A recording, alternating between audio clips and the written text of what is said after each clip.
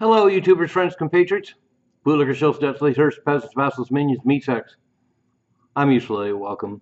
And today I want to do another video on Trump's Gaza proposal. And I find myself doing this a lot lately, and I give myself some credit for actually reflecting and reevaluating some of my views, which I've done my lifetime. And I posted a video several days ago about how horrifying Trump's announced plan for Gaza is, with the removal of the entire population of Gaza, the leveling of the entire area, and then reconstructing it as a so-called, quote, Riviera of the Middle East, unquote. And I'm still certain of my views that ultimately it is pretty much the end game for what Israel's wanted all along. But part of me is more trusting of Trump than I am of Zionist Israel and Netanyahu. And on further reflection, I'm finding a way to perhaps see if Trump's proposal actually smacks of some brilliance. And what I mean by that is Trump is definitely prone to making very dramatic announcements. And on the surface, it's easy to have a knee-jerk reaction and be outraged. And certainly, there's a lot of justification for that in this case. But I have to give him credit for laying it out there and having the entire world, and particularly players in the region, reevaluate their stances for the last 50, 75, and 100 years, and trying to take a fresh look at the problem. And when he talks about the fact that this problem has been going on for 100 years and it's not going to change unless something dramatic is done, does really ring true. And even though I don't necessarily like his solution, at least he's taking a giant step to trying to come to some resolution. And so I have to look at it in the same framework that I've had to look at his tariff and trade wars ideas, and that is the idea that he's going to put pressure on the regional players to come up with a new game plan. And I read one analysis that talked about the fact that a lot of these countries in the Middle East, like Saudi Arabia and Jordan and Egypt, behind closed doors, they are open to some new system being developed, although in public they're showing uncooperation and they're rejecting this proposal in a lot of ways. Well, they should. But I have to say that there could be some method in this madness. And of course, the State Department and the Trump administration has walked back a lot of things they said. There's not going to be any U.S. troops involved, at least not until the conflict is wound down. And also the fact is that the U.S. taking over the reconstruction makes a lot of sense, because they've talked about the fact that it could take 10 years for Israel to just to remove the rubble that they've created in Gaza. And so to have the U.S. on board coordinating a grand reconstruction project actually kind of makes a lot of sense as well. And also the clearing of munitions, unexploded munitions, as well as buried Hamas weapons, which is necessary.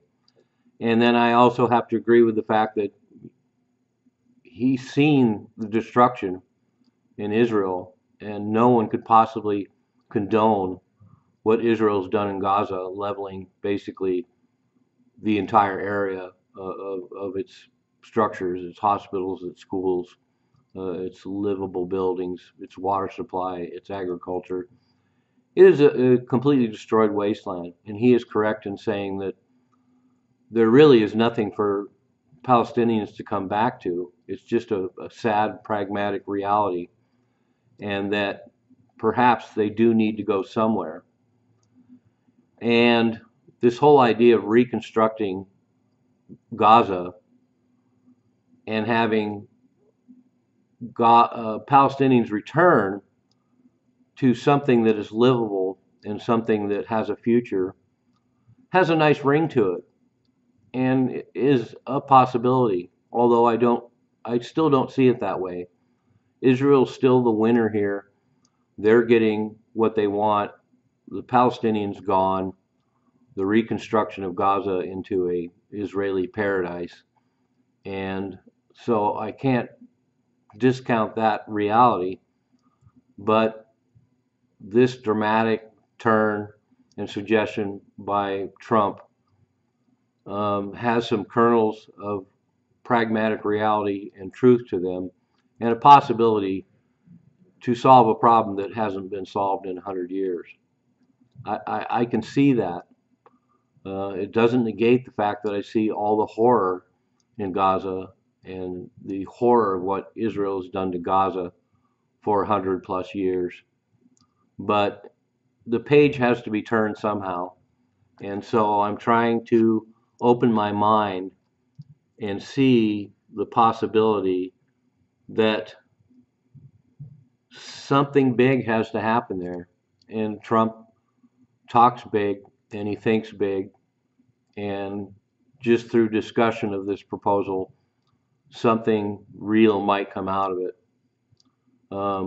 Like I say, my bottom line is still Trump is giving Israel everything it's ever wanted.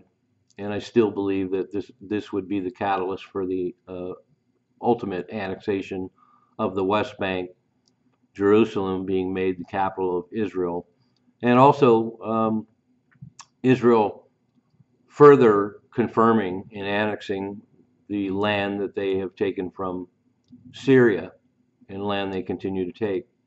So I am realistic about that, and that's one big problematic issue with this whole thing.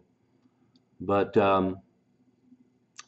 as I say, I'm kind of looking at the method and the madness, and maybe this will open a constructive dialogue to come up with a real solution to this issue that has lit the entire Middle East on fire for 100 years plus.